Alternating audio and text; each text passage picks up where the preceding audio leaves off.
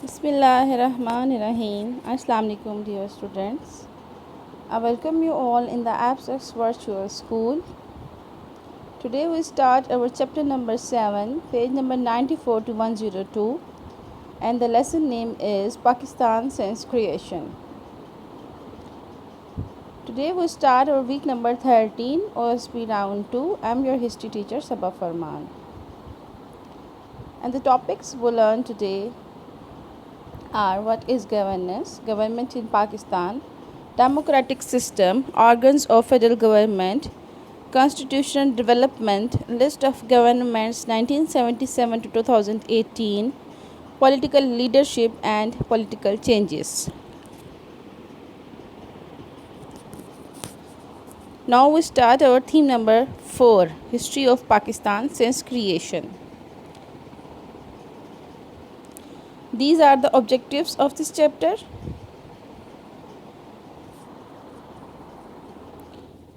And the topic is: what is governance? Governance comprises of all the laws, norms, powers and processes undertaken by the government or a state is running a social system. Governance is the way of a group of people such as country performs its functions. Many organs form a government which then decided how things are to be done. Governance में laws, powers, processes, जितने भी government के state के social systems होते हैं वो चलाए जाते हैं. गवर्नेंस जो है वो ग्रुप ऑफ पीपल्स पर मुश्तमिल होता है जो कि अपनी ड्यूटीज़ को अच्छे तरीके से निभाते हैं. और बहुत सारे ऑर्गन्स होते हैं गवर्नमेंट के जो कि जिन ऑर्गन से आगे गवर्नमेंट चलाई जाती है. Government in Pakistan came into being on 14 August 1947. It was decided that Pakistan will be a democratic country based on Islamic principles. Pakistan 14 अगस्त 1947 को वजूद में आया और तब ये फ़ैसला किया गया कि पाकिस्तान एक जमहूरी मुल्क होगा और इस्लामी असूलों पर मुश्तमिल होगा. Democratic system of government. Democracy is derived from the Greek word demo meaning people and kratos meaning rule. जमहूरियत जो है वो दो लफ्ज़ों से ग्रीक के दो लफ्ज़ों से मिलकर बनी है. डेमो जिसका मतलब है लोग एंड क्रेटोस जिसका मतलब है रूल, यानी कि लोगों की हुकूमत. Pakistan is a democratic country. Pakistan एक जमहूरी मुल्क है. This means that people are elected to run the government. इसका मतलब यह है कि लोगों को मुंतखब किया जाता है गवर्नमेंट को चलाने के लिए. The Constitution of 1973 is the charter of fundamental principles for governance in Pakistan. Elections are held in Pakistan every 5 years. हर 5 साल बाद इलेक्शंस होते हैं पाकिस्तान में और लोग अपनी मर्ज़ी का नुमाइंदा मुंतखब करते हैं. To choose a member of national and provincial assemblies. और उसमें नेशनल असम्बली के लोगों को मुंतखब किया जाता है और प्रोविंशियल असम्बलीज़ के लोगों को मुंतखब किया जाता है इलेक्शंस के ज़रिए, वोट के ज़रिए. हम लोग खुद मुंतखब करते हैं अवाम. The elected members of national assembly then form the federal government and the members of provincial assemblies from the provincial government. जो लोग नेशनल असम्बली से मुंतखब होते हैं वो लोग फेडरल गवर्नमेंट बनाते हैं और जो लोग प्रोविंशियल असम्बली से मुंतखब होते हैं वो प्रोविंशियल गवर्नमेंट बनाते हैं. प्रोविंशियल गवर्नमेंट सूबाई हुकूमत और फेडरल गवर्नमेंट वफाकी हुकूमत. ये पार्लियामेंट हाउस है. Now organs of federal government. Pakistan was declared an Islamic republic and parliamentary system of government was adopted. The president is the head of the state whereas the prime minister is the head of the government. Pakistan में parliamentary system था और जो president था, सदर था, वो head of state था और प्राइम मिनिस्टर जो था वो हेड ऑफ गवर्नमेंट कहलाता है. A federal system of government has 3 main organs to run the country smoothly. Federal system of government में 3 मेन ऑर्गन्स होते हैं जो कि कंट्री को चलाने के काम आते हैं. The first one is legislature, आइन मुकन्नना जिसे कहा जाता है. The second one is executive, Nazim होते हैं जो इस आइन को चलाने में काम आते हैं. और the third one is judiciary. Judiciary मतलब अदलिया, अदालतों का निज़ाम. The first one is legislature. The word legislature comes from the Latin language meaning those who writes the laws. A legislature is the law-making body of politicians who make laws for the state or country. Legislature in Pakistan is based on two houses of parliament. Word legislature जो है वो Latin language में इसका मतलब है those who write the laws, वो लोग जो कि लॉज लिखते हैं. Legislature is the law making body of politicians who make laws for the state और कंट्री. ये पॉलिटिशियंस की जमात है एक जो कि लॉज लिखती है, बनाती है कंट्री और स्टेट के लिए. पाकिस्तान में जो लेजिस्लेचर है वो दो हाउसेस पर मुश्तमिल है, दो पार्लियामेंट हाउसेस पर मुश्तमिल है. The first one is national assembly जिसे लोअर हाउस कहा जाता है और the second one is senate जिसे अपर हाउस कहा जाता है. The second is executive. The executive body is the organ of a government that has authority and responsibility for the governance of a state. The executive body executes and enforces law as made by the legislature and interpreted by the judiciary. Executive body में जो लोग जो हैं वो जिनकी responsibilities होती हैं governance और स्टेट को चलाने के लिए, उनमें सबसे पहले है president. The president is the head of state. Head of state होता है president, who is elected by members of the national assembly जो कि नेशनल असम्बली से मुंतखब होता है, and members of provincial assembly both. National assembly और provincial assembly दोनों के लीडर्स जो हैं वो दोनों के जो लोग हैं वो प्रेसिडेंट को मुंतखब करते हैं वोट्स के ज़रिए. उसके बाद सेकंड है prime minister. The prime minister head of the federal government. Prime minister जो है वो वफाकी हुकूमत का हेड होता है. And the third one is cabinet. Cabinet is the team of senior ministers in the government who are chosen by the prime minister and are assigned to perform their duties in their respective ministries. Cabinet जो team of senior ministers की होती है government में जो कि prime minister मुंतखब करता है, उनको उनकी ड्यूटीज़ देता है. Cabinet members are responsible for giving recommendations to the Prime Minister on matters falling in the purview of their responsibilities. The third one is judiciary, Adliya. The judiciary or judicial system is the system of courts that administers justice in any sovereign state. A judicial system is used to resolve disputes. The judiciary is the branch of government that interprets the laws. The judiciary of Pakistan has following hierarchy. अदलिया का निज़ाम इसलिए बनाया जाता है ताकि मुल्क में फसादात को कंट्रोल किया जा सके, हंगामों को कंट्रोल किया जा सके और इंसाफ मुहैया किया जा सके लोगों को. तो पाकिस्तान में जो जुडिशरी सिस्टम है इसमें ये सारी ब्रांचेस आती हैं. सुप्रीम कोर्ट, फेडरल शरीयत कोर्ट, 5 हाई कोर्ट्स आते हैं, डिस्ट्रिक्ट ऑफ सेशन कोर्ट्स आते हैं और मजिस्ट्रेट कोर्ट्स आते हैं. Constitutional Development 1956 to 1973. Muhammad Ali Jinnah's speech on August 11, 1947, Quaid-e-Azam opened the Constituent Assembly of Pakistan with a speech highlighting the urgency of setting up a constitution for the newly created country. Objectives Resolution. Start में objectives resolution दिए गए थे जब आइन नहीं था मुल्क के पास, तो ऑब्जेक्टिव्स रेजोल्यूशन के तौर पर कुछ लॉज एंड ऑर्डर्स दिए गए. On 12th March 1949, the Constituent Assembly took up a resolution moved by a Prime Minister Liaquat Ali Khan. It was called the Objective Resolution. This resolution provided the basis for the constitutional development of the country. The Objective Resolution states that Pakistan will be an Islamic country governed according to the Quran and Sunnah. This is used as the preamble or opening documents in the Constitution of Pakistan. The main points of the Objective Resolutions are: objective resolution के तौर पर कुछ laws बताए गए जो कि मुल्क को चलाने के काम आए. इन ऑब्जेक्टिव रेजोल्यूशन में पाकिस्तान को इस्लामिक कंट्री और इसकी जो नुमाइंदगी है, मतलब इसको चलाने का तरीका है, वो कुरान और सुन्नत के मुताबिक होगा. जो उसका पहला पॉइंट था वो था सॉवरेनिटी ऑफ अल्लाह अलमाइटी, यानी कि अल्लाह ताला की हाकिमियत. Islamic legislation, Islamic values and way of life, Islamic तरीक़ाकार, इस्लामिक वैल्यूज़ और वे ऑफ लाइफ को चलाने के तरीके में काम आएगा. फेडरल सिस्टम ऑफ गवर्नमेंट था, fundamental rights of all citizens थे, protection of minorities and developments of backward areas थे, और इंडिपेंडेंस ऑफ जुडिशरी था. ये तकरीबन 6 पॉइंट्स बनते हैं जो कि मेन पॉइंट्स थे ऑब्जेक्टिव रेजोल्यूशन के.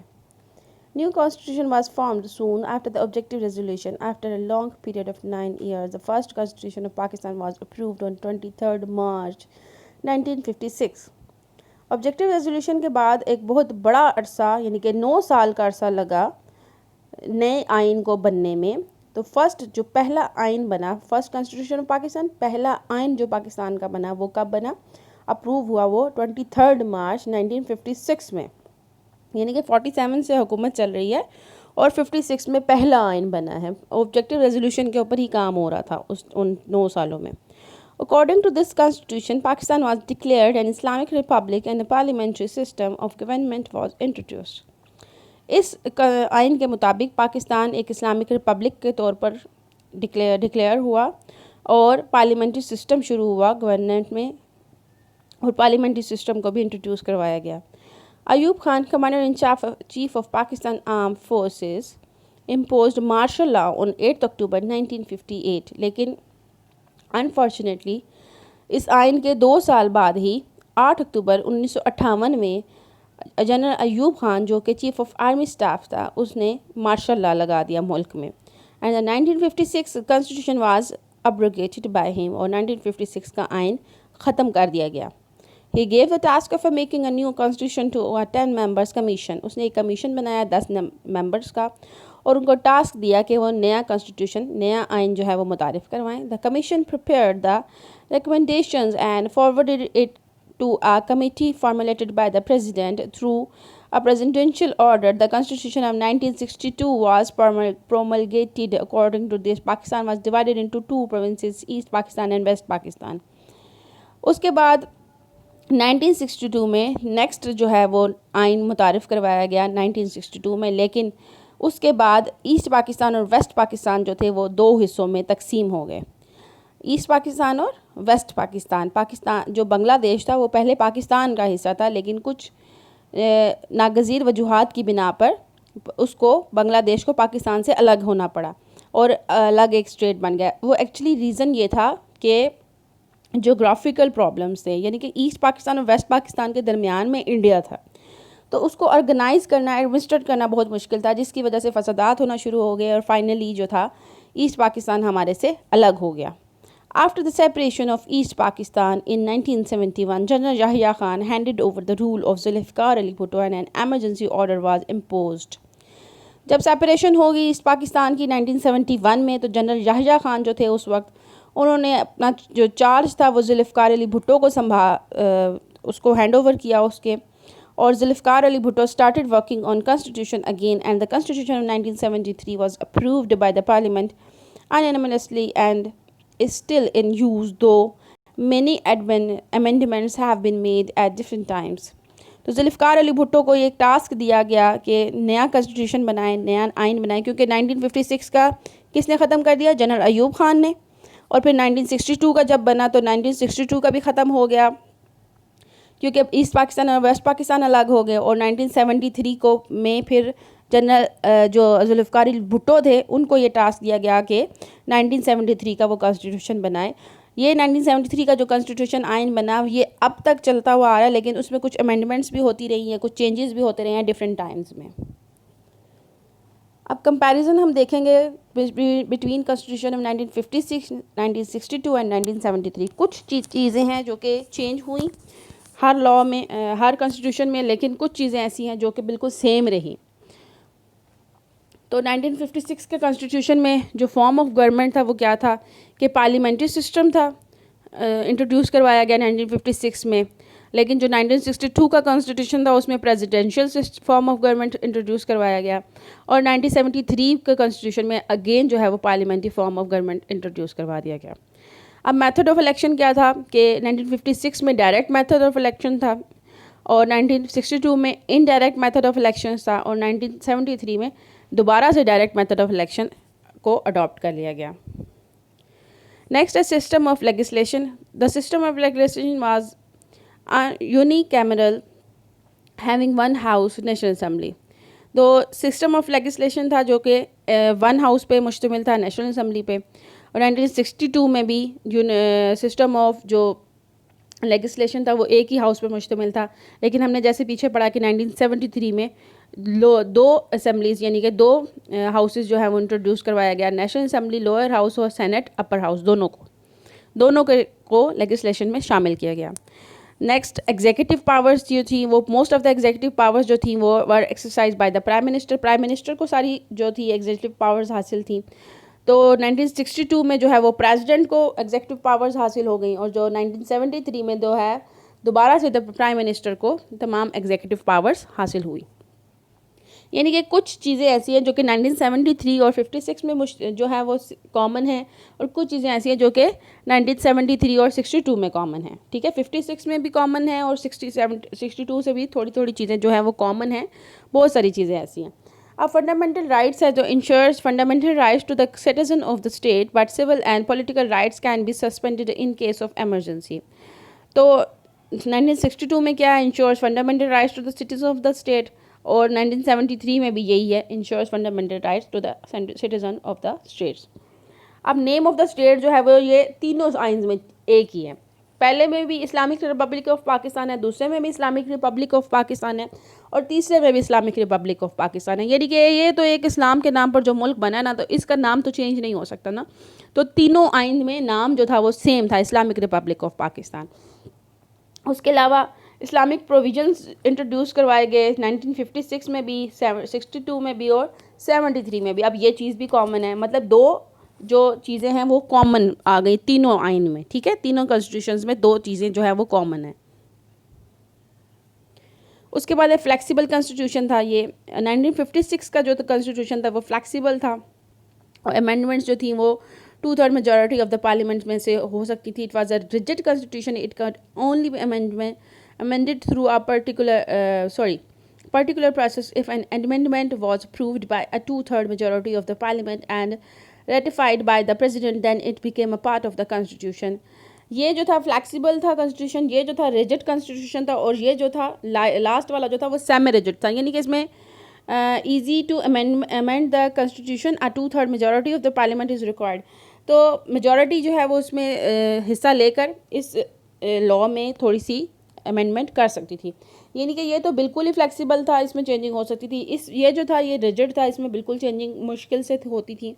और ये जो था 1973 का आइन जो था इसमें सेमी रिजिड था, यानी कि फ्लेक्सिबल था भी और नहीं भी था। लैंग्वेज जो है, लैंग्वेज इंग्लिश, उर्दू और बंगाली को डिक्लेयर किया गया था नेशनल लैंग्वेज के तौर पर।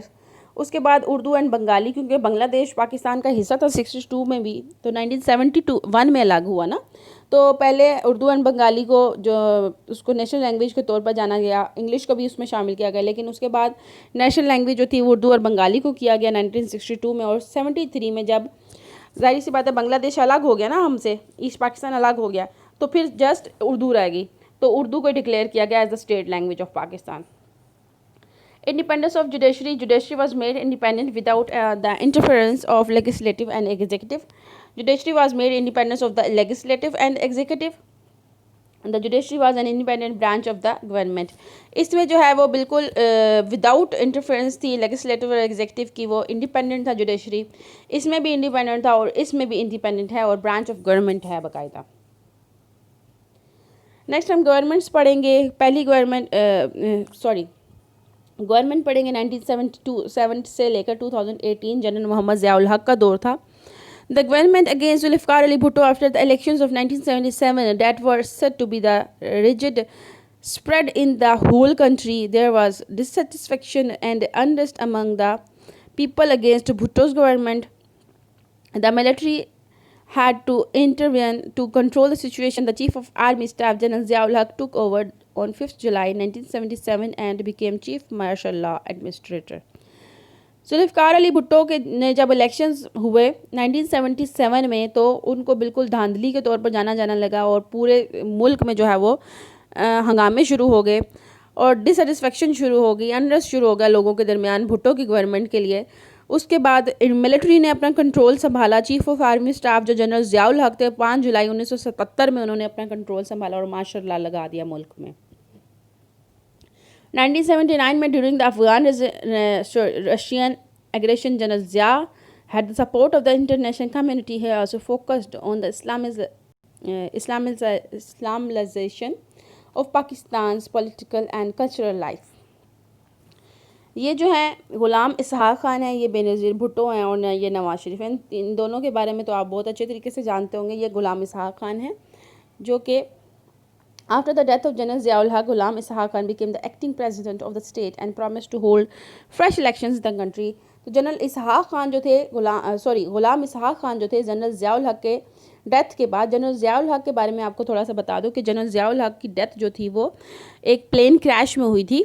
प्लेन क्रैश हो गया था जिसकी वजह से उनकी डेथ हो गई थी और जनरल ग़ुलाम इसहाक़ खान जो थे वो एक्टिंग प्रेसिडेंट बने और उन्होंने इलेक्शंस करवाए मुल्क में। इलेक्शंस वर हेल्ड इन 1988 1988 में इलेक्शंस हुए और बेनज़ीर भुट्टो जो थी वो पाकिस्तान पीपल्स पार्टी की मेंबर थी और the first female prime minister बनी इस्लामिक स्टेट ऑफ पाकिस्तान की।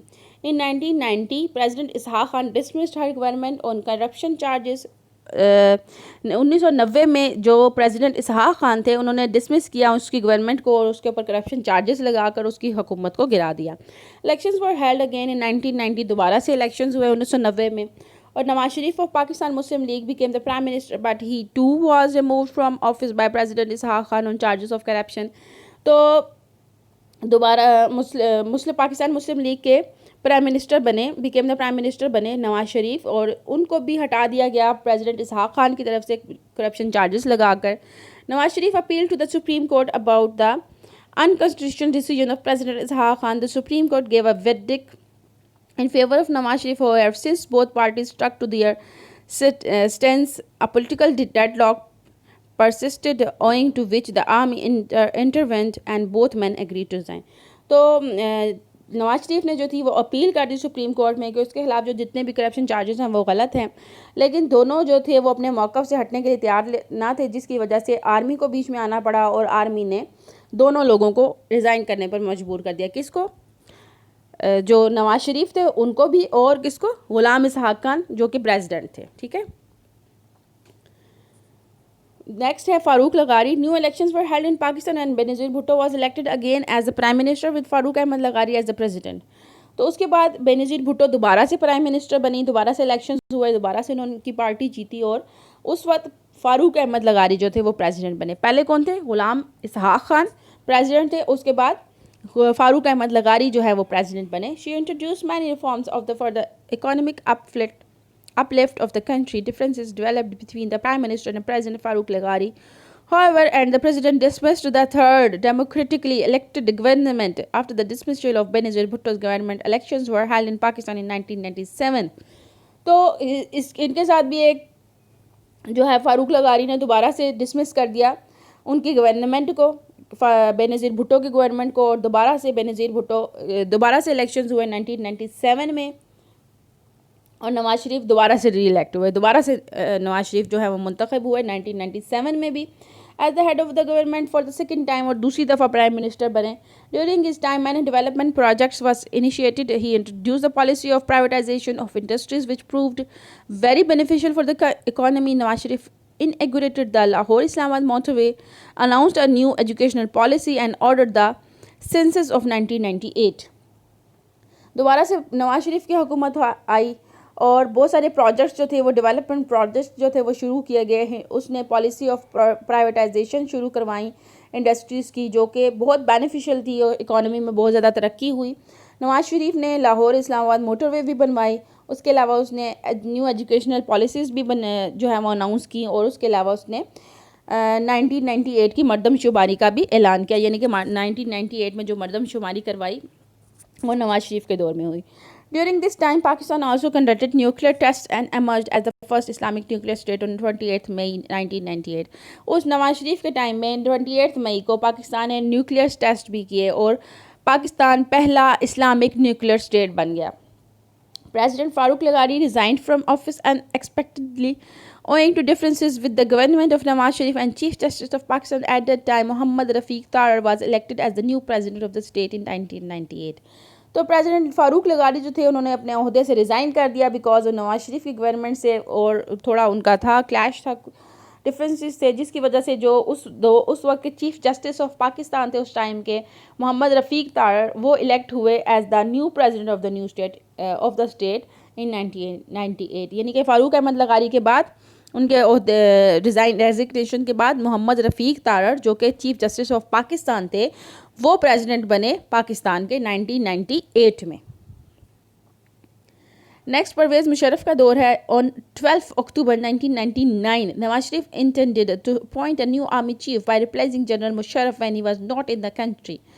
जब जनरल मुशर्रफ जो थे ना वो कंट्री में नहीं थे तो नवाज शरीफ ने उनकी जगह रिप्लेस करने की कोशिश की, नए चीफ ऑफ आर्मी स्टाफ को लाने की कोशिश की। तो उसका नतीजा क्या हुआ कि general Musharraf sac the government of Nawaz Sharif with the help of the army and suspended the constitution of 1973. He became the head of the state by assuming the post of chief executive.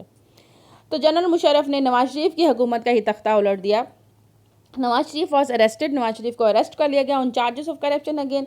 दोबारा से करप्शन चार्जेस इस बंदे के ऊपर लगे and after being found guilty was sentence to life imprisonment. और इसको उम्र कैद की सज़ा सुनाई गई, लेकिन फिर उसके बाद रिलीज़ कर दिया गया और एग्जाइल कर दिया गया with his family to Saudi Arabia after 10 years. यानी कि 10 साल के लिए उन्होंने सऊदी अरेबिया की तरफ जला वतन कर दिया गया, यानी कि मुल्क से निकाल दिया गया।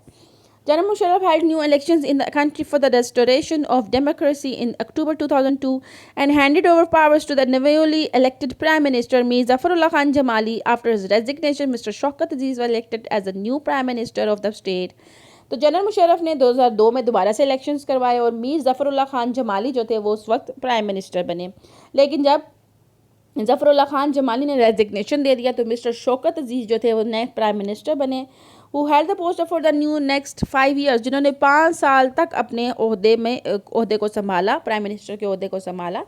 This was the first time, ये पहली दफ़ा था कि in the history of Pakistan के कोई भी नेशनल असम्बली जो है वो उसने अपने 5 साल कंप्लीट किए हों। During General Musharraf's government, Pakistan economy steadily improved due to the policies of privatization and industrialization. He resigned from his office in 2008.